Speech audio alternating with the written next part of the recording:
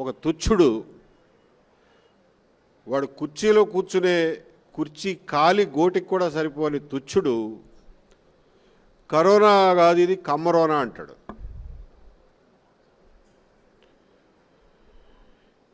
ఇంకొకటి chief minister చైర్లో కూర్చున్న వెధవ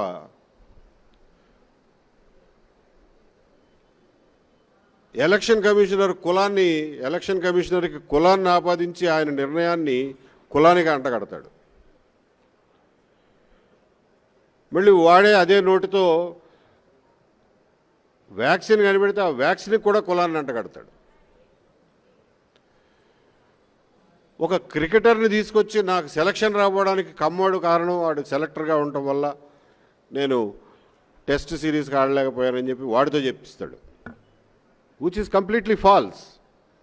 అందులో ఏమన్నా నిజం ఉంటే అనుకోవచ్చు, విచ్ ఈస్ కంప్లీట్లీ ఫాల్స్.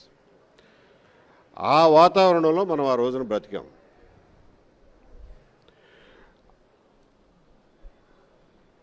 ఆ వాతావరణంలో నా మీద